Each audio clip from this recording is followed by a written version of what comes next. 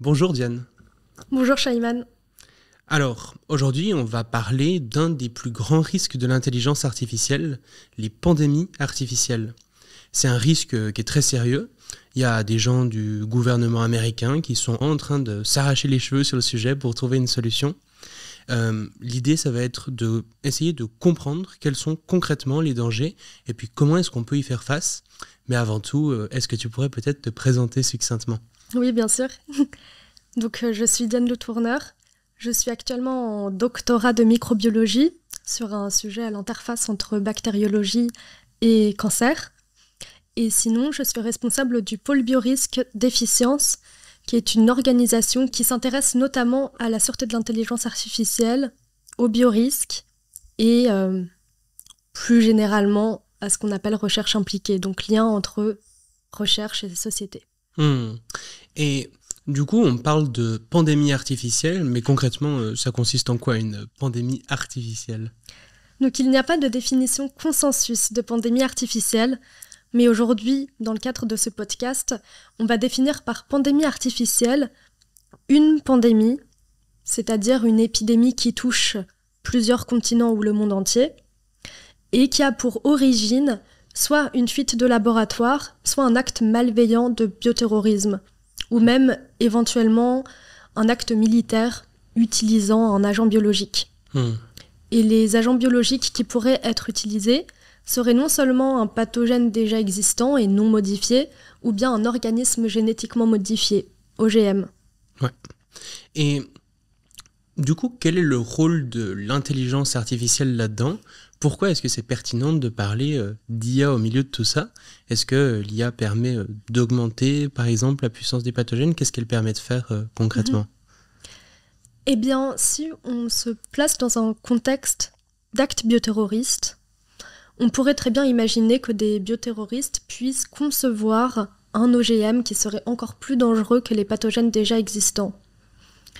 Et dans le cas présent, il est possible que l'intelligence artificielle puisse diminuer la barrière d'expertise et rendre possible cette modification par des personnes qui ne seraient pas des expertes en biologie. Pour expliquer brièvement, ici on se concentre sur des virus ou des bactéries. Et il est possible soit de modifier une partie de leur génome déjà existante, c'est-à-dire de faire une mutation dans le génome, soit peut-être même d'ajouter une nouvelle portion de génome à leur génome. Et dans le dernier cas, ce serait par exemple ajouter un gène codant pour une toxine à l'intérieur de ce virus ou bactérie déjà existant. Et pour faire cela, il faut connaître déjà la séquence d'origine et également connaître la séquence qu'on souhaite obtenir. Et également pour faire la modification génétique, il faut également prévoir des séquences qui seront des outils pour pouvoir faire cette modification. Ok. Et donc, on voit que c'est quelque chose d'assez technique de pouvoir savoir comment modifier comme ça le génome. Et l'intelligence artificielle pourrait aider des personnes non expertes à savoir quelle séquence modifier et comment la modifier. Et donc, quand on parle d'intelligence artificielle, on parle de quoi ? De chatbots comme ChatGPT, par exemple ? Alors oui, dans le cadre de ce podcast, on va s'intéresser à deux types d'intelligence artificielle. Les intelligences artificielles à usage général, comme les chatbots tels que ChatGPT, ou bien les intelligences artificielles à usage spécifique, comme AlphaFold. Et la distinction entre les deux est que dans les deux cas, ce sont des algorithmes qui sont entraînés sur des jeux de données pour effectuer des tâches. Mais dans le cas des intelligences artificielles générales, elles ne sont pas entraînées spécifiquement pour chaque tâche qu'elles peuvent accomplir, alors que dans le cas des intelligences artificielles à usage spécifique, elles sont entraînées pour une tâche particulière. Par exemple, dans le cas d'AlphaFold que j'ai mentionné, cette intelligence artificielle est entraînée pour pouvoir prédire le repliement des protéines à partir de leur séquence d'acides aminés. Du coup, concrètement, comment un modèle de langage comme ChatGPT pourrait contribuer à une pandémie artificielle ? Oui. Eh bien, revenons sur la conception d'un mutant. On peut imaginer que des personnes utilisent un chat pour obtenir les informations de quel pathogène utiliser et éventuellement quelle mutation effectuer sur ce pathogène pour le rendre encore plus virulent ou transmissible. Et pour cela, je vais me référer à une étude qui a été effectuée l'année dernière, en 2023, par l'équipe de Kevin Esvelt au MIT, où il a proposé un exercice à des étudiants non scientifiques. Il leur a proposé pendant 1 heure d'utiliser différentes intelligences artificielles type chatbot. Donc ils avaient accès à ChatGPT 3.5, à ChatGPT 4, mais dans la limite de 25 questions. Et ils avaient accès à d'autres chatbots comme Bing, Bart ou alors Freedom GPT. Et donc ces étudiants non scientifiques, en 1 heure, devaient réussir, si possible, à obtenir des informations sur l'agent pathogène à utiliser, comment concevoir un mutant de cet agent pathogène et comment se procurer cet agent pathogène modifié. Et le résultat est vraiment inquiétant parce qu'en 1 heure seulement, les étudiants ont réussi à obtenir 4 noms de virus qui ont déjà provoqué des pandémies par le passé. Et tu me diras, c'est une information qu'on peut obtenir avec un moteur de recherche classique. Oui, mais l'intelligence artificielle est allée plus loin. Elle a également suggéré des mutations qui pouvaient rendre ces pathogènes encore plus dangereux en mettant les liens vers les articles qui citaient les mutations à effectuer. Et c'est assez préoccupant parce que ici on est en 2023 et la plupart de ces chatbots n'avaient pas accès à Internet lorsqu'elles répondaient aux utilisateurs. Et donc ça suggère que ces intelligences artificielles ont été entraînées sur des données à double usage, des données qui sont sensibles et qui pourraient être utilisées par des acteurs malveillants. Et on se rend compte également que ce serait encore plus difficile de contrôler le mésusage de tels chatbots dans le cas où ils ont accès à Internet lorsqu'ils répondent aux utilisateurs. Et puis en plus de ça, il me semble avoir vu que le dernier modèle de OpenAI, O1, qui est vraiment entraîné à réfléchir par lui-même, est le premier modèle d'OpenAI à avoir été classé comme étant moyen dans les risques biologiques, alors que tous les autres modèles étaient faibles. Et apparemment, avec l'augmentation de la puissance de ces grands modèles de langage, comme ChatGPT ou d'autres que tu as cités, il n'y a pas de raison que ces capacités n'augmentent pas encore et puissent permettre de faire des choses encore largement pires que ce que tu décris là par la suite, quoi. Oui. Eh bien, je n'ai pas encore testé les capacités de GPT-4 O1. Par contre, j'ai cité une étude de 2023 et mine de rien, quand je dis que c'était il y a 1 an, ça représente énormément en termes de capacité d'intelligence artificielle. Et donc, j'ai essayé de voir avec GPT-4o s'il était possible d'aller encore plus loin que ce qu'avaient obtenu les étudiants dans le cadre de cette étude. Et moi aussi, j'ai réussi sans peine à avoir des noms de pathogènes candidats potentiels pour faire une pandémie. Et j'ai également obtenu une liste de mutations avec les liens vers les articles qui les documentent. Et j'ai essayé de voir si je pouvais aller encore plus loin, parce que pour l'instant, avec ces réponses des chatbots, c'est pas encore possible pour une personne non biologiste d'arriver à déterminer quelles séquences modifier et les outils, les petites séquences nécessaires pour pouvoir faire cette modification.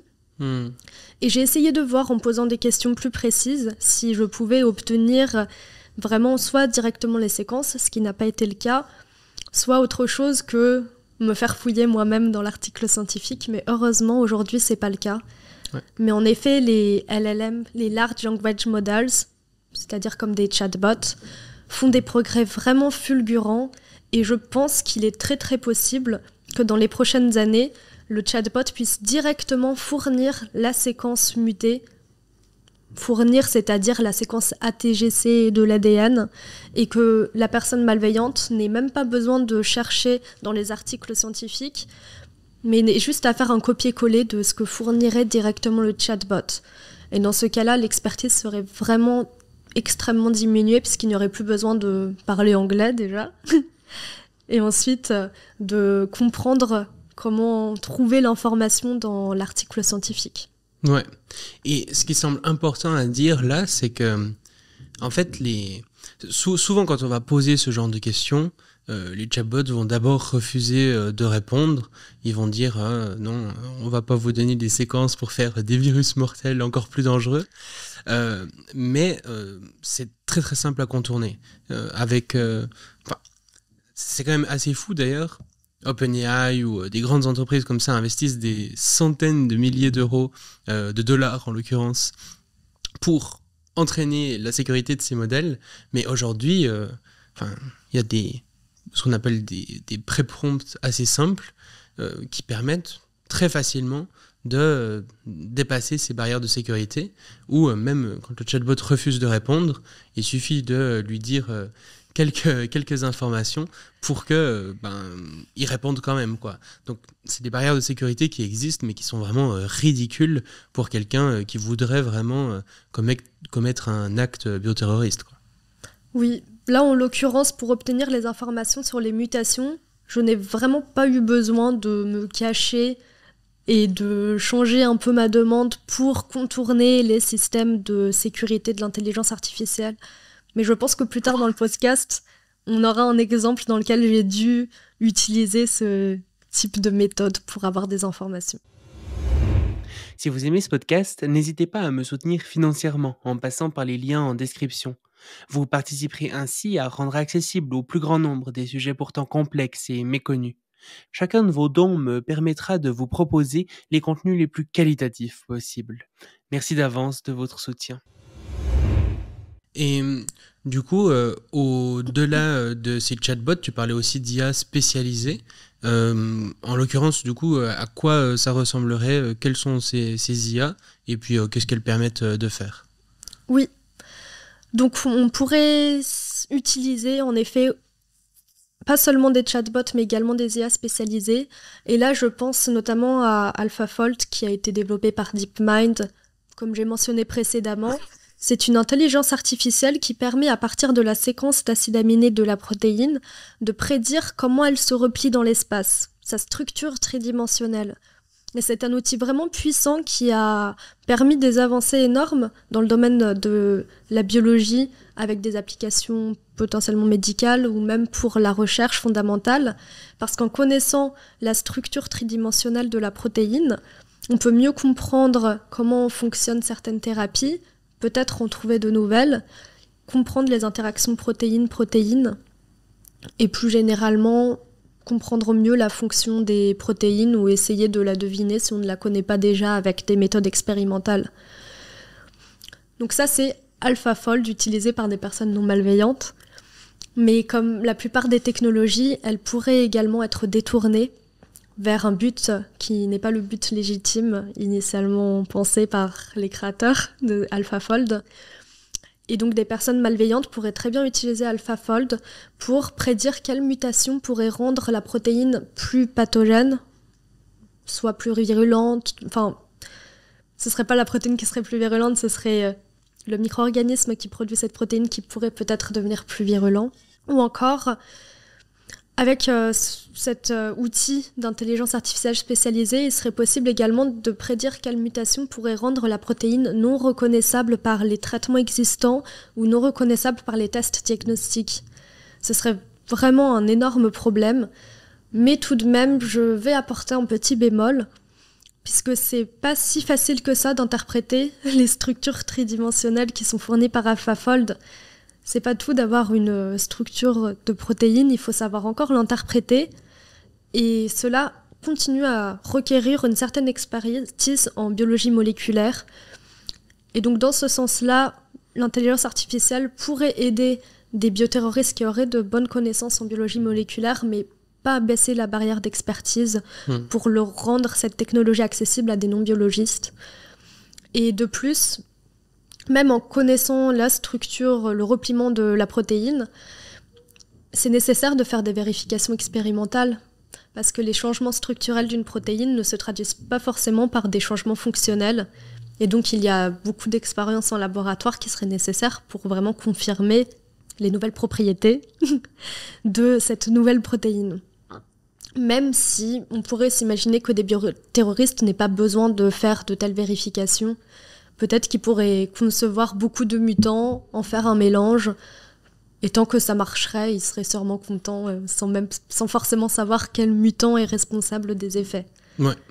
Et du coup, cette recherche de comment faire un pathogène qui est plus dangereux, ce qu'on appelle la recherche gain de fonction, c'est ça ?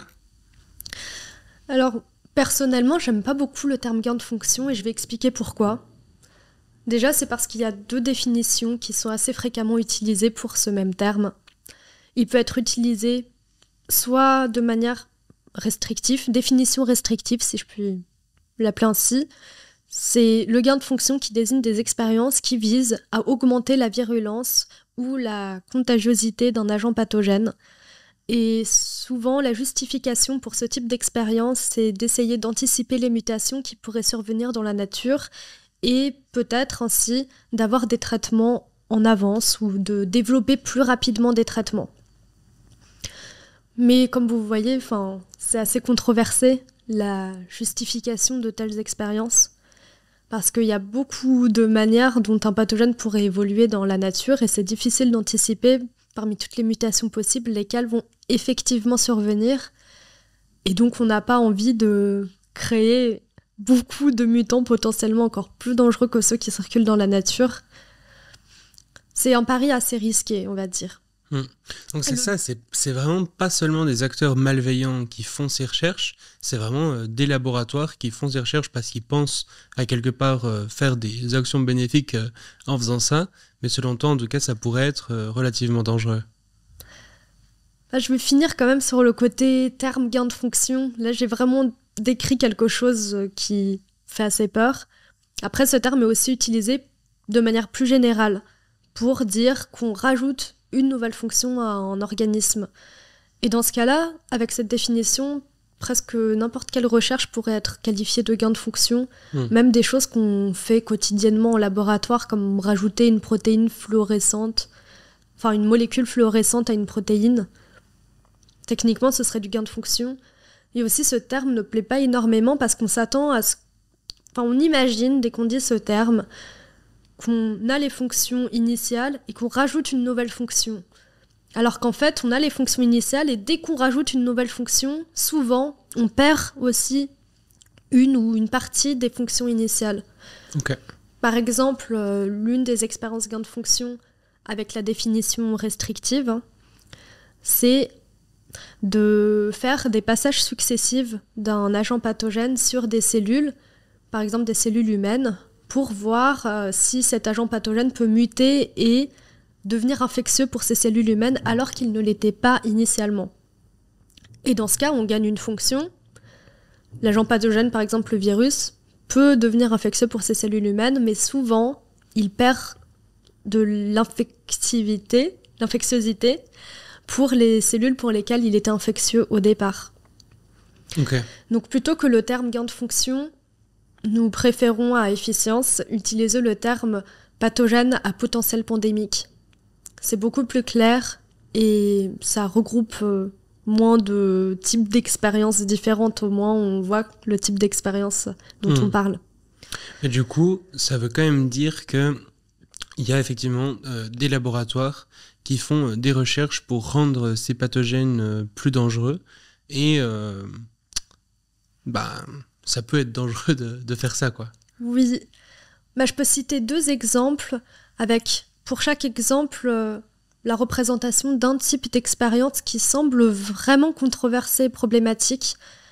J'ai mentionné le fait de faire des passages successifs sur des cellules humaines.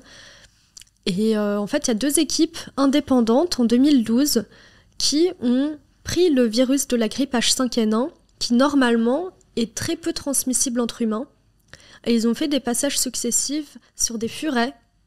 Et ces 2 laboratoires ont ainsi rendu le virus H5N1 transmissible entre mammifères, alors qu'initialement, c'est principalement des transmissions des oiseaux aux humains, ou des oiseaux aux animaux, aux non-humains. Et donc c'est assez problématique parce que le virus qu'ils ont créé en laboratoire est beaucoup plus proche de devenir transmissible entre humains que le virus initial. Et à l'époque où ils ont fait leur étude, le virus H5N1 ne se transmettait presque pas entre humains. Mais malheureusement, ce n'est plus vrai en 2024. Ça y est, il y a quelques cas de transmission interhumaine qui ont été avérés. Et l'autre type d'expérience qui est assez problématique et controversée, c'est une expérience qui a été réalisée en 2018, qui a été publiée dans PLOS ONE, et les chercheurs ont recréé de novo le virus de la variole équine. alors que ce virus était éradiqué. C'est-à-dire qu'il ne circulait plus du tout dans la nature. Et c'est un travail qui a vraiment été controversé parce que dans cet article, il publie les détails méthodologiques pour pouvoir faire un virus à partir de rien. Et c'est vraiment une grosse avancée dans la recherche parce qu'on ne s'imaginait pas que ce serait possible. Et également parce que ça donne le mode d'emploi pour commander des séquences en ligne, les assembler et obtenir un agent pathogène extrêmement dangereux. Ce qui est vraiment intéressant dans ce que tu dis, du coup, ça veut dire que quand on dit qu'on essaye de rendre un pathogène plus dangereux, ça ne veut pas forcément dire le rendre plus contagieux ou plus mortel, mais ça peut aussi être justement d'autres fonctions, comme tu le disais. Par exemple, que ça soit transmissible à plus d'hôtes, ou bien que le temps d'incubation avant qu'on voie vraiment des symptômes visibles chez les gens soit plus long, ce qui permettrait aussi un peu d'augmenter... ce qui rendrait beaucoup plus compliqué, par exemple, des confinements, parce qu'on ne saurait pas s'il faut confiner les gens ou pas, étant donné qu'il n'y a pas de symptômes. Enfin, il y a vraiment plein de fonctions qui pourraient être ajoutées comme ça et qui rendraient le pathogène plus dangereux. Oui, après, sachant qu'il y a quand même les règles du vivant qui empêchent qu'on accumule des fonctions, et il y a souvent une balance entre la virulence et la transmissibilité, par exemple. Souvent, les pathogènes qu'on voit dans la nature sont soit extrêmement virulents et donc un petit peu moins transmissibles, soit très transmissibles et donc un petit peu moins virulents. C'est une règle générale. Après, c'est pas une règle absolue, il y a toujours des contre-exemples.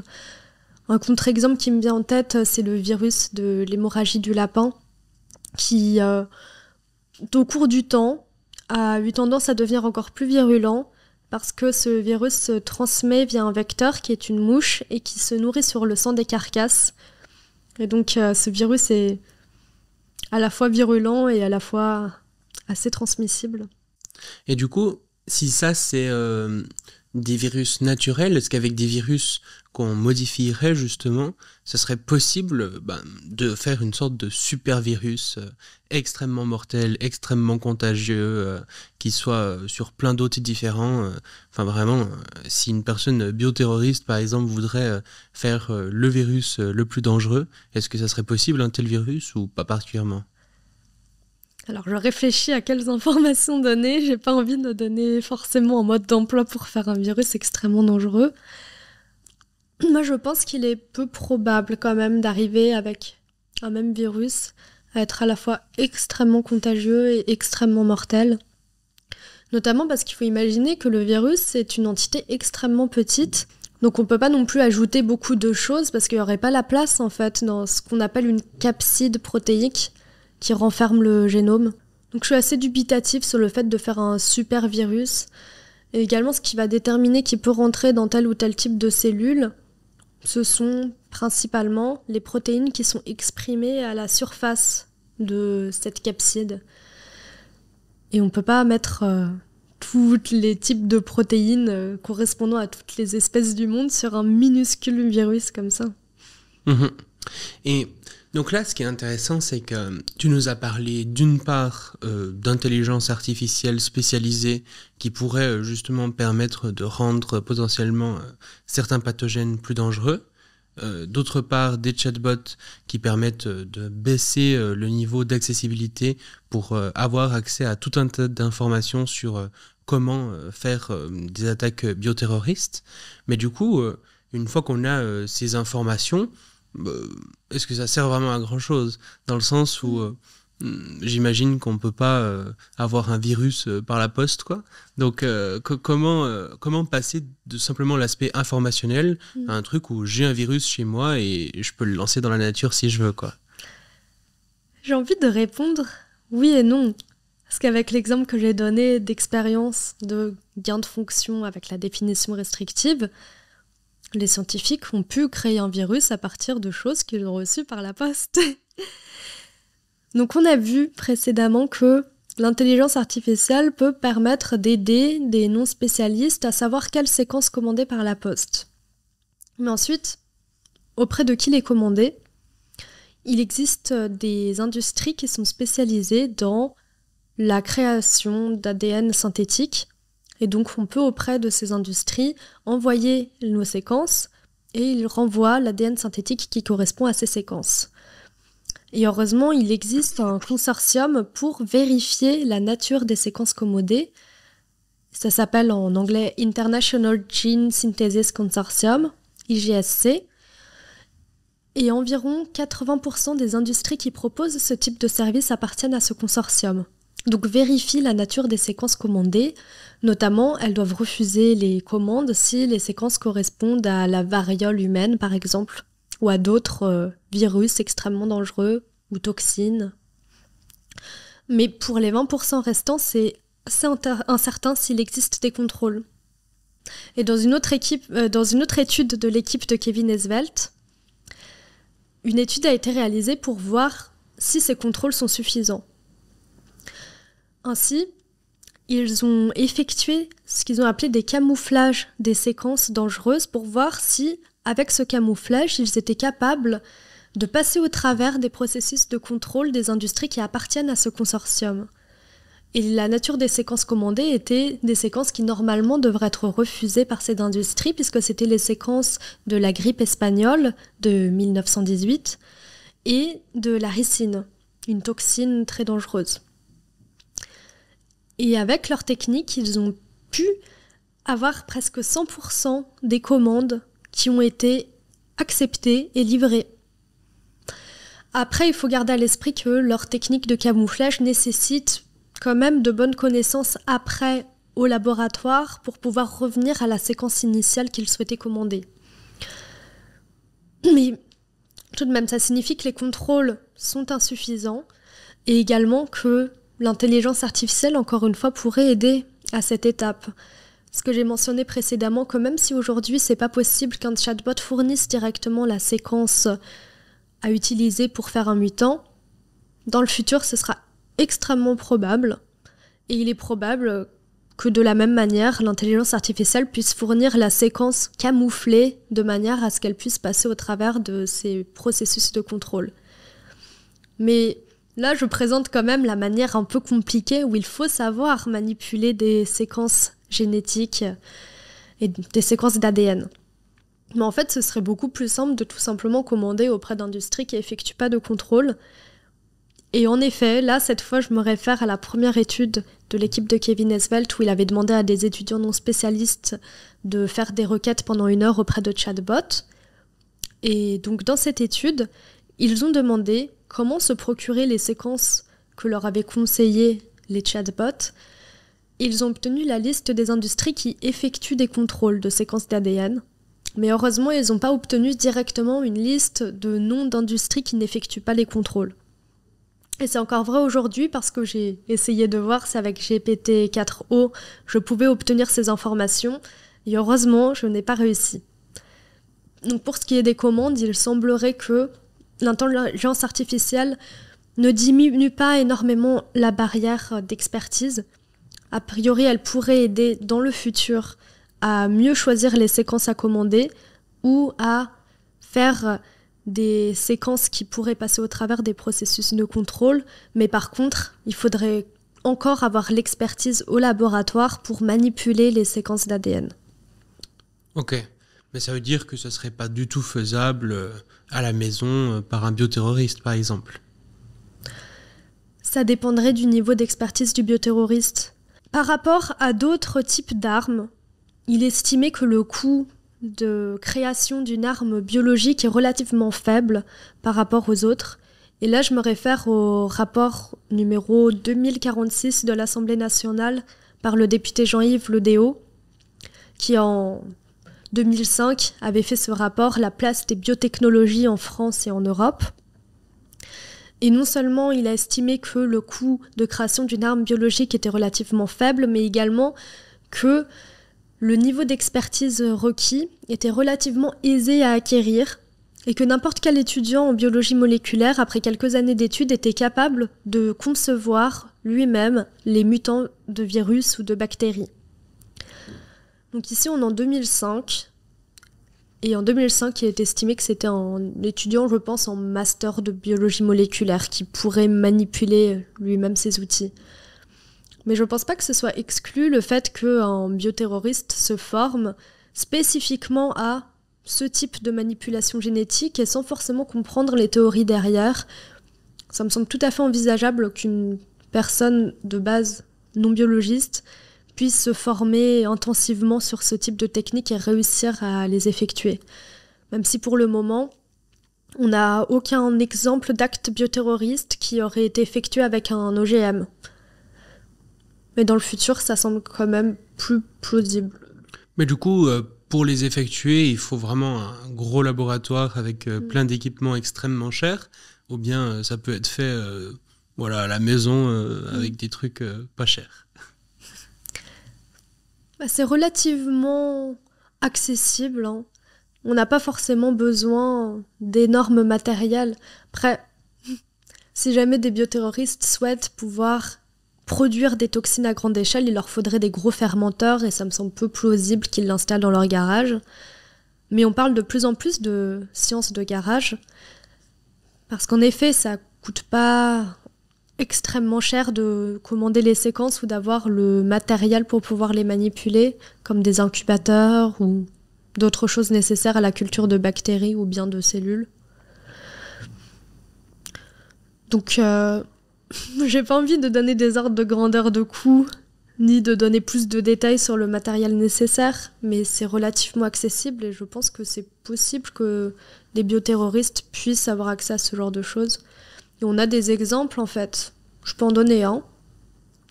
Il y a l'exemple de l'attaque bioterroriste en 1993 par la secte japonaise Aum Shinrin-kyo, où les bioterroristes ont essayé de diffuser par aérosol des spores de la bactérie responsable de la maladie du charbon, aussi connue sous le nom d'anthrax.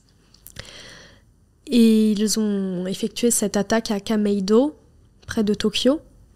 Et heureusement, elle n'a pas eu de conséquences, parce que la souche qu'ils avaient utilisée est en fait un vaccin vétérinaire pour protéger les animaux contre la maladie du charbon. Mais cela montre quand même que ces terroristes ont été capables de se procurer cette souche et de la faire pousser. Je n'ai pas l'information pour savoir s'ils avaient fait un laboratoire de garage ou s'y ont pris exactement pour faire pousser cette souche, mais en tout cas ça montre qu'ils ont réussi à le faire, même si heureusement c'était pas la bonne souche qu'ils ont choisie. Ouais. Et du coup, ce qui est important à comprendre à ce niveau-là, c'est que on reçoit pas directement le virus dangereux à la maison. On doit vraiment quand même faire un certain travail pour assembler les différentes choses. Oui, pour un virus, oui. À moins qu'on parte d'un virus déjà existant. Et ça me semble plus compliqué d'arriver à faire des cultures de virus dans son garage parce que contrairement aux bactéries, le virus ne peut pas proliférer tout seul. Il a besoin d'infecter des cellules, qu'elles soient animales ou humaines. Ou de plantes. Mais bon, ici on s'intéresse plus à animales ou humaines. Et donc, pour cela, c'est plus compliqué de faire pousser ce type de cellules, animales ou humaines, parce qu'elles ont plus de besoins en termes de température, mais également en termes de pourcentage de CO2. Donc ça me paraît plus délicat que de faire pousser des bactéries dans un laboratoire de garage. Elles nécessitent d'être moins précautionneux, on va dire, pour qu'elles restent en vie. Ouais. Et là, c'est vrai qu'on parle de personnes qui voudraient faire ça dans un garage ou à la maison, mais finalement, ça serait aussi possible, par exemple, je sais pas, de faire un stage en biologie ou d'avoir accès à un labo d'une manière ou d'une autre relativement simplement, ou c'est pas vraiment envisageable? Je pense que c'est envisageable. Après, ça dépend le niveau d'études qui est associé à ce stage. En tout cas, en France, il y a besoin d'avoir une convention de stage entre deux organismes, le laboratoire qui reçoit et l'université dans laquelle est censé être inscrit l'étudiant. Après, il y a aussi les stages de lycée ou les stages de collège qui sont très courts et pour lesquels je suis moins au fait des documents administratifs à fournir. Mais ça implique comme ça qu'une personne soit inscrite dans une université pour pouvoir faire un tel type de stage. Mais fondamentalement, il n'y a pas de très grande barrière à l'entrée. Après, une fois que la personne a vraiment son agent pathogène, soit du coup directement un agent pathogène qui existe déjà, soit un agent pathogène qui a été modifié pour être plus dangereux, est-ce que je sais pas, est-ce que l'IA pourrait aussi aider dans l'idée de comment organiser finalement l'attaque en elle-même? J'imagine qu'il suffit pas juste de relâcher le virus comme ça dans la nature, il faut quand même penser à des choses un peu plus stratégiques. Est-ce que l'IA pourrait aider à ce niveau-là? Oui, du coup j'ai testé de mon côté avec GPT-4o pour voir s'il était possible d'obtenir de telles informations. Et au départ, quand j'ai posé ma question de manière vraiment directe, l'intelligence artificielle, qui était en chatbot, m'a dit non. Refus catégorique. C'était rassurant, mais en fait, j'ai réussi très très simplement à passer au travers de ces processus de sécurité et j'ai obtenu du chatbot des informations sur la manière de disséminer le plus efficacement l'arme bioterroriste. Et même l'intelligence artificielle m'a spontanément donné l'idée de muter l'agent pathogène pour qu'il soit encore plus dangereux. Et je pense que c'est possible que le fil de discussion ait influencé la réponse du chatbot et que sans mes questions relatives au bioterrorisme, il n'aurait pas pensé à me donner une telle suggestion. Mais après, ces idées de manière de disséminer l'agent pathogène existent également sur Internet et sont relativement facilement accessibles, même avec une recherche classique. Donc je pense pas que sur ce point-là, l'intelligence artificielle diminue la barrière d'expertise, ni même ne fasse vraiment gagner du temps à des personnes qui voudraient obtenir de telles informations. Et là, du coup, on parle de bioterrorisme, mais est-ce que on peut aussi envisager des usages beaucoup plus directs, genre des usages militaires, des armées qui voudraient, par exemple, faire des pathogènes particulièrement dangereux pour affaiblir leur ennemi ou des choses comme ça?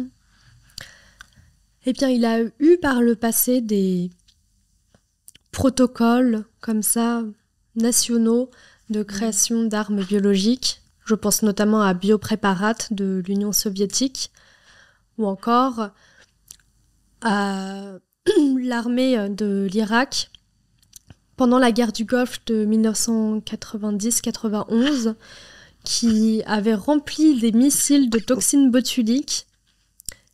Heureusement, ça démontre quand même dans ce dernier cas un certain manque de connaissances en biologie puisque la toxine botulique ne survit pas à la chaleur. Mais donc, il y a déjà eu par le passé des États qui avaient des programmes de création d'armes biologiques. Et il existe heureusement des législations qui visent à empêcher la militarisation des agents biologiques. Cela a commencé dans les années 20 avec le protocole de Genève. Et ce protocole a été encore accentué par la Convention sur l'interdiction des armes biologiques de 1972, qui a été signée et ratifiée par plus de 180 États sur presque 200. Donc pas tous les États du monde l'ont signée et ratifiée. Et également, cette convention ne dispose pas d'un mécanisme de vérification de son respect, contrairement à la Convention d'interdiction des armes chimiques. C'est-à-dire qu'il est possible que des États aient quand même des programme de militarisation avec l'utilisation d'armes biologiques, mais qu'on ne soit pas au courant. Et là, on parle beaucoup de pathogènes qui toucheraient directement des humains, mais est-ce qu'on pourrait pas aussi utiliser ce genre de pathogènes, par exemple, pour décimer des cultures agricoles, pour créer des famines ou ce genre de choses? Oui, malheureusement, les personnes malveillantes pourront toujours avoir de l'imagination pour voir comment causer le plus de désordre possible. Et oui, de cibler directement des humains n'est pas forcément la seule idée que ces personnes malveillantes pourraient avoir. Cibler les cultures pourrait également être quelque chose qui cause un énorme désordre.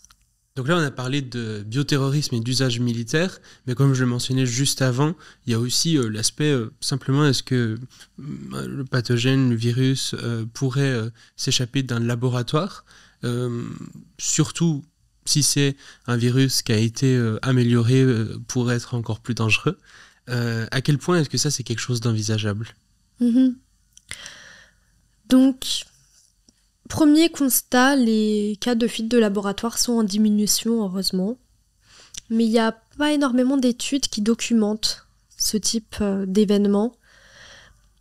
Néanmoins, les quelques études qui existent estiment que plus de la moitié des cas de fuite de laboratoire sont dus soit à des erreurs humaines, soit à des défaillances d'équipement. Ce qui suggère qu'en ayant un contrôle régulier de la qualité des équipements et une formation du personnel, non seulement au moment où ce personnel arrive pour travailler dans les laboratoires, mais également des rappels peut-être de ces formations, on pourrait éviter la majorité des cas de fuite de laboratoire. Il faut savoir qu'en biologie, on a 4 niveaux de confinement des agents qu'on utilise, de 1 à 4 donc, avec le niveau de confinement 1 qui concerne des agents non pathogènes, le niveau 2 qui concerne des agents faiblement pathogènes et pour lesquels il existe un traitement, le niveau 3 qui concerne des agents très pathogènes avec un risque de dissémination, mais pour lesquels il existe un traitement, et enfin le niveau 4 qui est le plus élevé et pour lequel il n'existe pas forcément de traitement. Et on pourrait s'imaginer que, puisque ce sont les agents pathogènes de niveau 4 qui sont les plus dangereux, ce seraient ceux les plus à même de créer une grosse pandémie.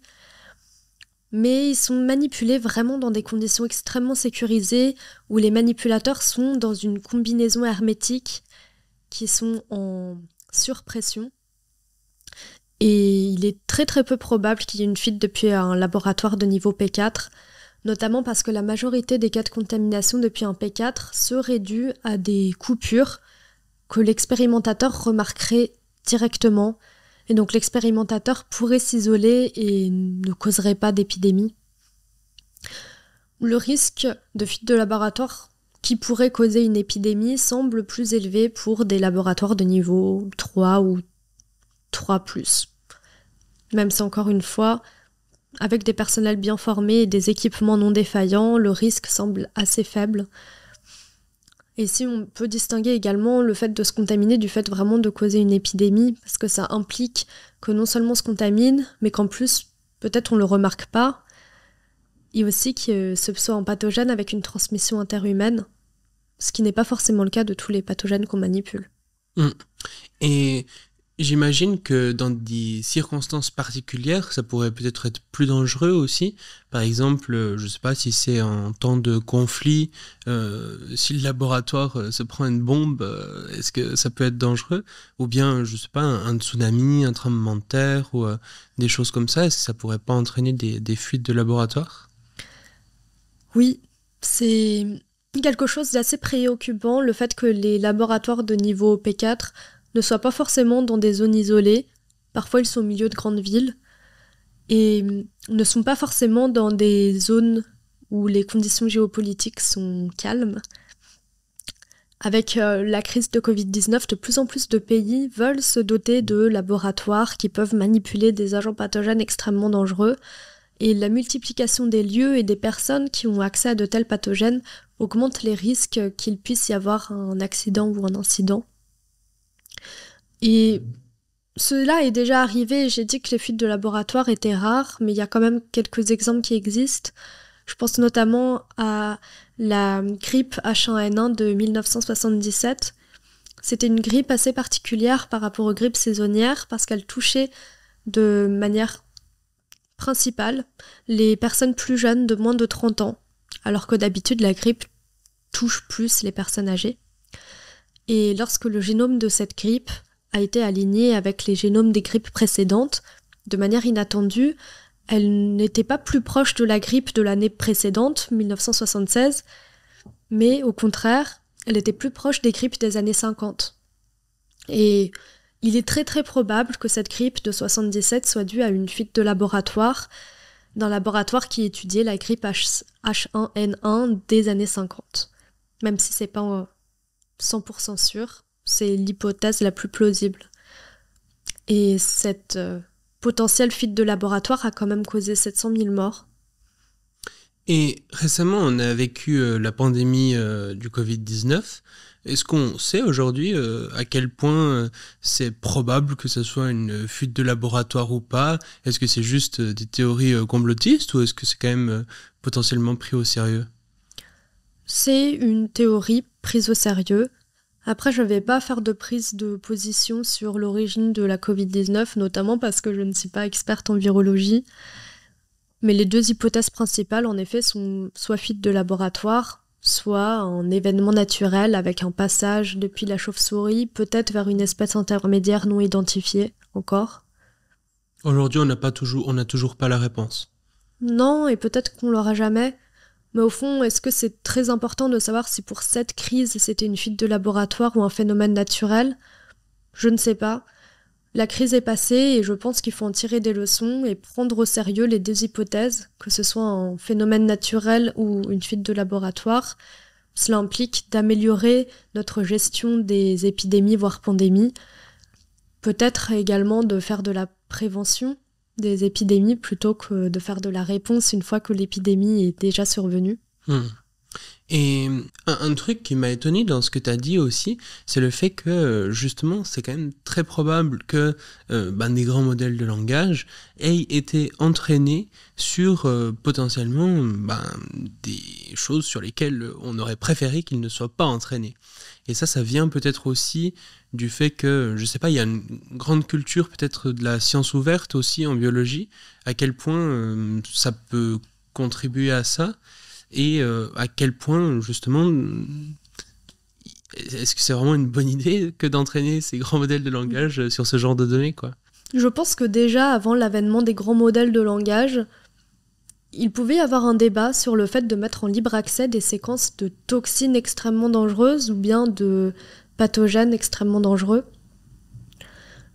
Et je crois que ça vaudrait le coup, d'autant plus avec l'émergence de tels grands modèles de langage, de rouvrir ce débat et de réfléchir vraiment aux bénéfices qui sont apportés par la présence en ligne, en libre accès pour n'importe qui, de telles séquences. Est-ce que vraiment ça freinerait la science si on empêchait n'importe qui d'avoir accès à la séquence de la ricine, par exemple? Je pense que la question mérite d'être posée, d'autant que les chatbots de plus en plus ont accès à Internet lorsqu'ils répondent aux utilisateurs et que donc on ne pourrait pas tout simplement éliminer ces données risquées des données d'entraînement. Et j'ai l'impression qu'un avantage aussi qu'on peut avoir avec un grand modèle de langage ou un chatbot, c'est que contrairement à un simple navigateur web, c'est quand même beaucoup plus confidentiel ce qu'on tape à l'intérieur, surtout si le grand modèle de langage n'est pas directement connecté à des serveurs externes. Ça permet vraiment d'avoir des réponses qui globalement, personne ne peut les voir. Là où quand on cherche ce genre d'informations sur Google, c'est quand même beaucoup plus probable que des autorités puissent voir ça, peut-être des trucs antiterroristes ou ce genre de choses. Oui, totalement. On pourrait imaginer que tant qu'on n'a pas le même type de contrôle ou de détection de requêtes suspectes avec les chatbots, que cela puisse permettre à des bioterroristes de cacher le fait qu'ils font de telles recherches sensibles. Et est-ce que tu penses que justement le fait de pouvoir créer ces pathogènes potentiellement plus dangereux pourrait aller jusqu'à l'extinction totale de l'humanité? Alors les chiffres de personnes qui ont déjà essayé d'estimer ce risque existentiel estime que pour une pandémie naturelle, le risque serait entre 0,05 et 1 pour 10 000. Ici, je me réfère au livre de Tob Yard, The Precipice. Et ces estimations, dans le cadre d'une pandémie artificielle, seraient plutôt aux alentours de 1 pour 100 d'ici l'année 2100. Donc c'est relativement élevé. Mais je dois admettre que mon opinion personnelle est que c'est beaucoup plus bas que ça. J'ai du mal à croire qu'un épisode de pandémie puisse mener à l'extinction totale de l'humanité, notamment parce qu'on a une incroyable diversité de notre système immunitaire. Et j'arrive mal à imaginer en fait qu'un agent pathogène puisse être mortel pour l'ensemble de l'humanité et qu'il ait le temps en fait de se transmettre à tous les humains les uns après les autres et qu'il ne mute pas entre-temps vers une version peut-être moins virulente. Et même, il y aura forcément des humains qui vont survivre. Après, j'imagine que c'est aussi... là, on l'imagine vraiment avec un seul pathogène, mais c'est peut-être aussi possible de mettre plusieurs pathogènes dangereux en même temps, ou de combiner ça peut-être avec d'autres façons de... Enfin, si vraiment notre but c'est d'éteindre l'humanité, ça serait bête de se limiter à un seul pathogène. Oui, probablement la probabilité augmenterait si plusieurs pathogènes en même temps causent des pandémies. Mais même dans ce cas-là, je vois pas d'exemple de maladie qui aurait vraiment 100% de mortalité. Dans les maladies présentes sur Terre actuellement avec le plus haut pourcentage de mortalité, là je pense à Ebola Zaïre qui est à 90% de mortalité. J'ai du mal à imaginer quelque chose de pire. Mais bon, ça ferait déjà une bonne partie de la population humaine en moins, a priori. Ah oui, ce serait vraiment une catastrophe. Là, je répondais vraiment sur la question risque existentiel. Ouais. Quelque chose d'un petit peu négligé, j'ai l'impression aussi, c'est tout l'aspect autour des potentiels algorithmes de recommandation, c'est-à-dire les algorithmes qui nous recommandent les contenus sur les réseaux sociaux, sur Facebook, YouTube ou autres. Et quand on réfléchit à comment est-ce que l'intelligence artificielle peut justement impacter potentiellement les risques de pandémie, c'est aussi des choses qui peuvent rentrer en compte. Oui, clairement. On a un énorme problème d'infodémie, c'est-à-dire de diffusion d'informations qui sont soit de la mésinformation, soit de la désinformation, c'est-à-dire des informations fausses et diffusées par malveillance, ou bien des informations fausses diffusées comme ça, sans forcément qu'il y ait une volonté malveillante derrière. Et c'est particulièrement problématique en cas de crise sanitaire, puisque les informations vraies se trouvent mélangées avec des mauvaises informations. Et le problème de ces algorithmes de recommandation est qu'ils ont tendance à proposer aux utilisateurs des contenus similaires aux contenus qu'ils ont déjà regardés. Et donc, dans ce cas-là, cela peut conforter les personnes dans leurs croyances plutôt que de leur proposer d'autres contenus. C'est lié au biais heuristique de la disponibilité. On a tendance à croire plus à la pertinence d'informations qui sont familières et qu'on voit plus souvent, ou bien d'informations plus facilement accessibles. Et on se défie plus facilement d'informations rares ou qui sont contraires à nos convictions. Et donc avec ces algorithmes, les personnes peuvent tomber plus souvent sur des contenus qui les confortent dans leur idéologie et sont peut-être plus à même de les partager sans vérification préalable. Et j'ai envie d'ajouter également que cela peut poser problème, le fait que maintenant, pour obtenir l'information, on ne se tourne pas forcément vers des médias avec des journalistes experts, mais de plus en plus de personnes vont faire confiance à des influenceurs et également vont avoir tendance peut-être à croire plus des influenceurs qui ont plus de followers, alors que ça ne signifie pas que ces influenceurs ont une meilleure expertise sur le sujet que d'autres.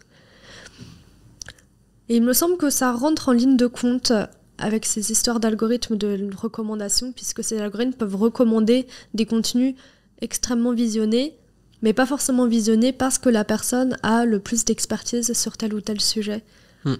Et c'est assez triste de voir comme ça des augmentations de non-croyance en la vaccination, par exemple, parce que ça a des vrais effets derrière. Et pour la vaccination, c'est particulièrement important d'avoir un maximum de personnes qui se vaccinent pour avoir une couverture vaccinale suffisante pour éviter que l'agent pathogène circule.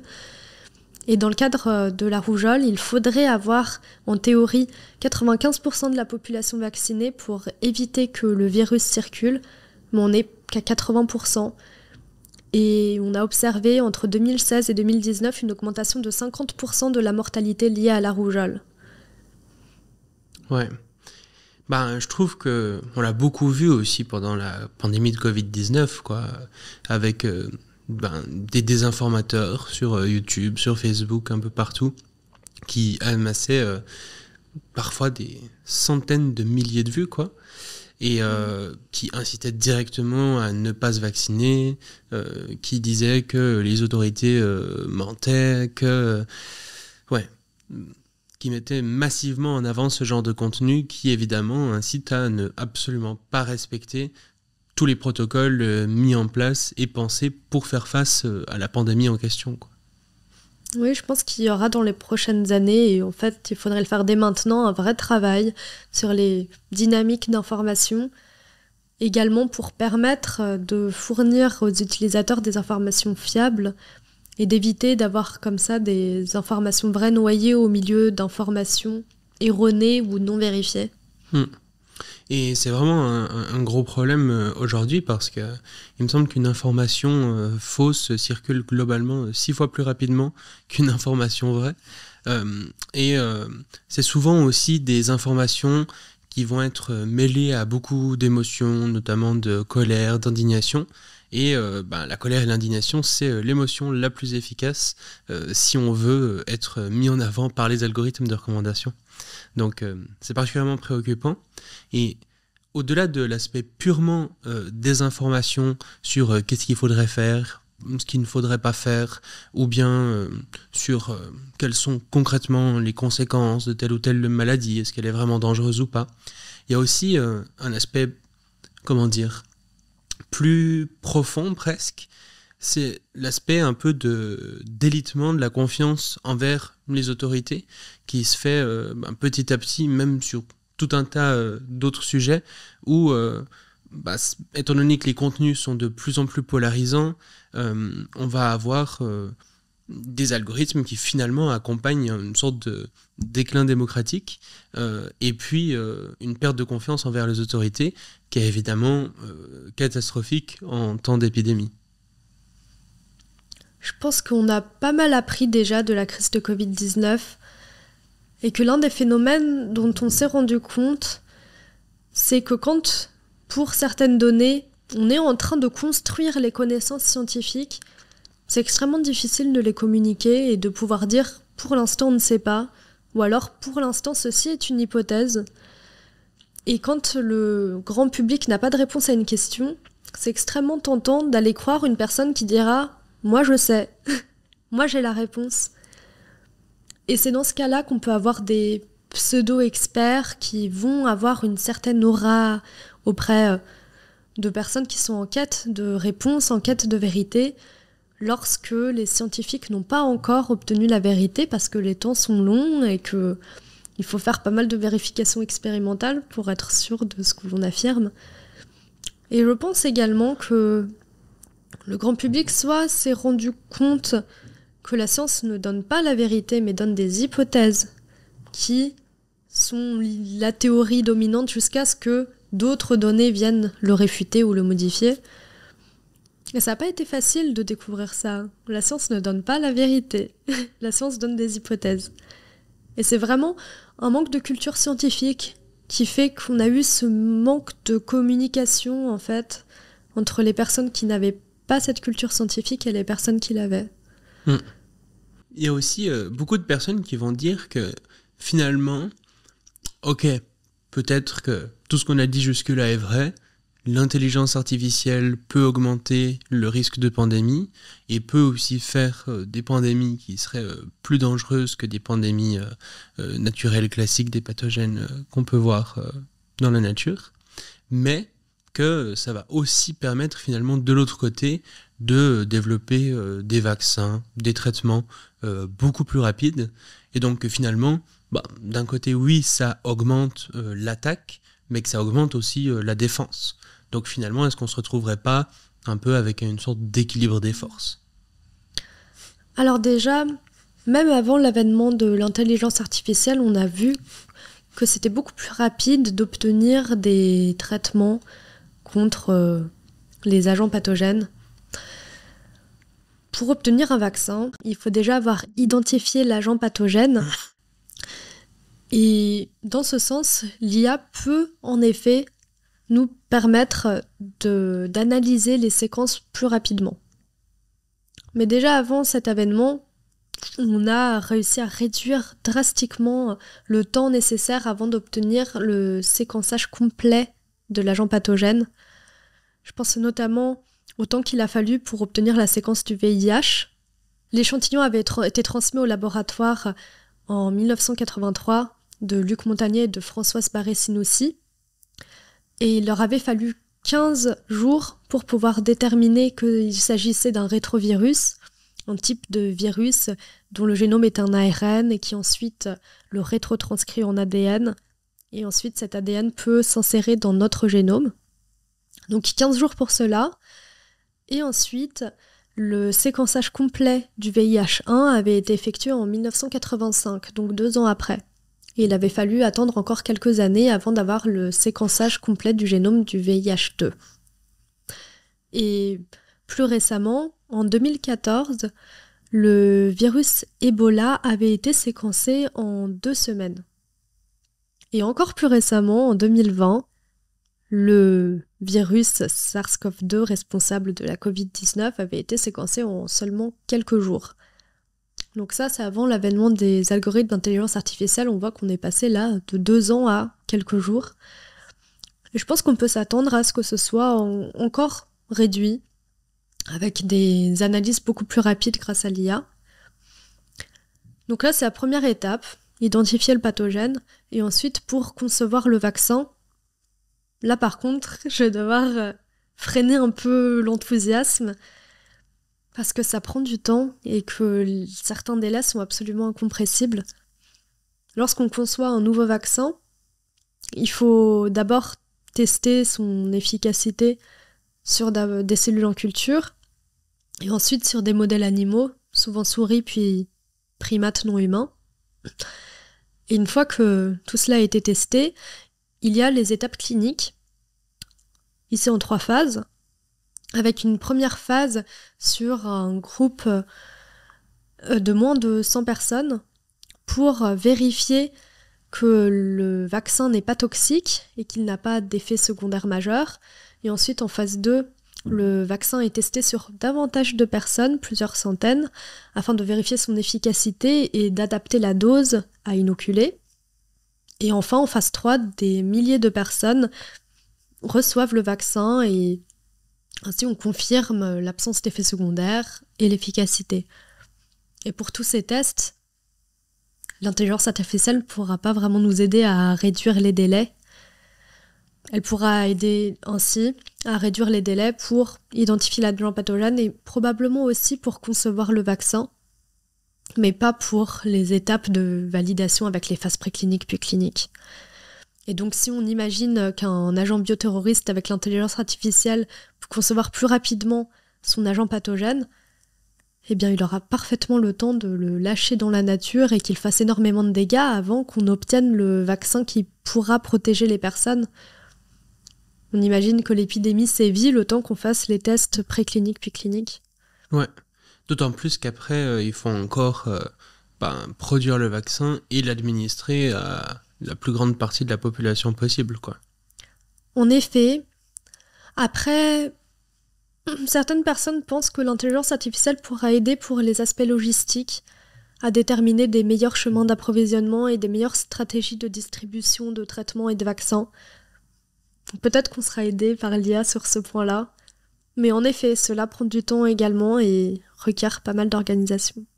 Puisqu'on voit aussi, encore une fois, la Covid-19 a été un assez bon exemple, c'est qu'un vaccin, c'est jamais à 100% parfait, il y a quand même souvent des problèmes qui restent malgré le fait qu'on ait pris le vaccin, et si c'est un pathogène particulièrement dangereux, peut-être qu'il pourrait même continuer à se propager avant qu'on ait vraiment une très très grande partie de la population vaccinée, quoi. Oui, c'est possible. Sur l'aspect plus détection des pandémies, est-ce que l'intelligence artificielle pourrait aussi peut-être nous permettre justement de détecter les pandémies beaucoup plus rapidement ? Oui, pour cela, il y a vraiment des résultats prometteurs, notamment des algorithmes qui sont entraînés pour reconnaître l'utilisation de certains mots-clés sur les réseaux sociaux. Et une étude a montré qu'un algorithme entraîné sur des données de Twitter pendant la pandémie de Covid-19 arrivait efficacement à détecter d'autres types de maladies, comme la variole du singe, Zika ou encore la dengue. Et de plus, cette étude a montré que cet algorithme détectait un nombre anormalement élevé de cas de variole du singe 1 ou 2 mois avant la déclaration officielle de l'épidémie par l'Organisation mondiale de la santé. Et c'est assez prometteur parce que ça montre qu'un algorithme entraîné sur une certaine maladie, ici la Covid-19, est capable de détecter l'émergence d'autres types de maladies. Et donc potentiellement, avec une telle méthode, on pourrait détecter l'émergence de maladies jusqu'alors inconnues, et on n'aurait pas forcément besoin d'entraîner un algorithme pour tous les types de maladies existants. Et même on pourrait aller plus loin, et ça existe déjà, des intelligences artificielles qui non seulement prennent en compte les données sur les réseaux sociaux, mais également d'autres données comme des données issues des satellites, donc météorologiques ou encore géospatiales. Et cela représente des analyses de données multidimensionnelles qui sont assez lourdes pour un humain, mais plus faisables déjà pour une intelligence artificielle. Et l'un des enjeux est d'arriver à déterminer des signaux d'émergence de maladies et de prendre en compte le contexte local. Parce qu'en effet, le fait d'avoir des mots-clés associés à la peste, par exemple, à Madagascar, bon, ça paraîtrait moins choquant, vu que c'est une endémie là-bas, que d'avoir des signaux associés à la peste en France, par exemple. Donc il faudrait que ces intelligences artificielles prennent en compte les caractéristiques locales et puissent également, parmi toutes ces données, reconnaître les informations justes de la désinformation ou mésinformation. Donc faire un tri parmi toutes ces données pour déterminer lesquelles sont les plus pertinentes. Et pour donner juste un exemple, HealthMap est une intelligence artificielle qui effectue ce type d'analyse et qui résume les points principaux sur une carte. Ok, donc ça permettrait vraiment de pouvoir voir qu'il commence à y avoir une vraie pandémie beaucoup plus rapidement et donc d'y réagir plus rapidement aussi, quoi. Oui, c'est l'un des espoirs que l'on peut avoir. Et une fois que la pandémie est là, qu'on souhaite la stopper, j'imagine qu'il y a quand même un gros enjeu aussi sur le fait de savoir comment elle va évoluer. Est-ce qu'il y a plusieurs phases ou pas, ou ce genre de choses?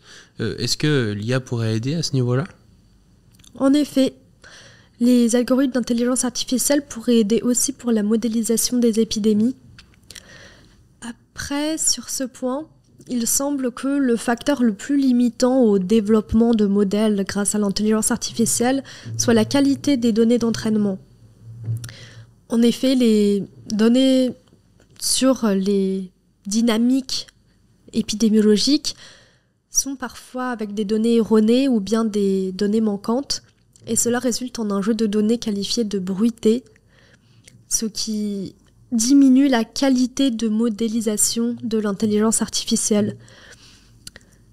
Et de plus, les différentes maladies n'ont pas forcément les mêmes caractéristiques et donc ça paraît crucial d'avoir des intelligences artificielles entraînées sur ces différents types de maladies. Quand je parle de caractéristiques, il peut s'agir du fait d'être avec un long temps d'incubation ou un temps d'incubation court, les dynamiques de contagiosité, le mode de transmission.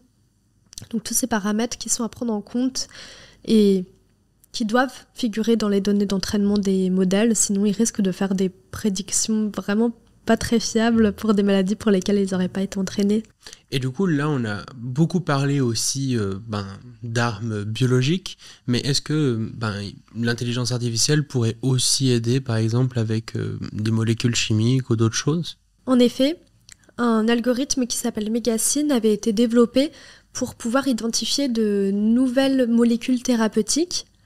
Et donc, l'algorithme avait été entraîné avec un bonus pour les molécules avec une activité thérapeutique et un malus pour les molécules toxiques. Et les personnes qui ont développé cet algorithme ont réalisé qu'il pouvait être utilisé dans l'autre sens. Ils ont fait le test comme preuve de concept. Ils ont réentraîné leur algorithme avec cette fois-ci un bonus pour la toxicité. Et en moins de 6 heures, l'algorithme a suggéré 40 000 molécules toxiques. Et parmi ces molécules toxiques figuraient des molécules chimiques précédemment décrites et très dangereuses qui servent de contrôle positif pour montrer que cet algorithme a effectué avec efficacité la mission qu'on lui a confiée. Et heureusement, les nouvelles molécules chimiques qui ont ainsi été générées n'ont pas été testées expérimentalement. Donc pour l'instant, ça reste théorique, mais c'est tout de même assez préoccupant le fait qu'un algorithme puisse être entraîné pour fournir des molécules chimiques candidates pour faire éventuellement une attaque terroriste. Donc, on a parlé d'énormément de risques que l'intelligence artificielle pourrait poser, que ce soit du coup pour les risques biologiques ou des risques d'armes chimiques.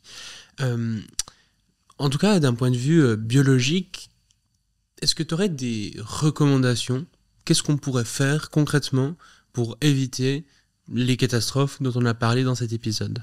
Je pense que les recommandations principales seraient de limiter le nombre de personnes et de lieux dans lesquels sont manipulés les pathogènes dangereux, et également de réguler l'accès à certaines technologies ou certaines données. Notamment réouvrir le débat sur la science ouverte et réfléchir aux bénéfices qui sont apportés par le fait de laisser en libre accès des séquences de toxines extrêmement dangereuses ou de certains pathogènes. Également, éviter que de telles séquences soient dans les données d'entraînement de soit LLM, soit autres types d'intelligence artificielle. Peut-être également n'avoir accès à ces intelligences artificielles, que ce soit des chatbots ou des intelligences artificielles spécialisées comme AlphaFold, donc avoir accès à ces intelligences artificielles que au travers de comptes certifiés pour permettre un meilleur suivi des utilisateurs. Et peut-être également inclure un mécanisme de détection des requêtes suspectes comme il y a pour un moteur de recherche classique. Plus sur le point intelligence artificielle, vraiment réfléchir avant de mettre un algorithme d'intelligence artificielle en libre accès, faire une évaluation poussée de ces algorithmes, ou bien tout simplement ne pas les mettre en libre accès parce qu'un tel choix est irréversible. Une fois que cet algorithme a été mis en libre accès, c'est impossible de revenir en arrière. C'est bon, il est disponible. Également, j'aimerais insister sur l'importance d'avoir une formation en biosécurité. Personnellement, dans ma formation, j'ai pas eu tant de sensibilisation que cela.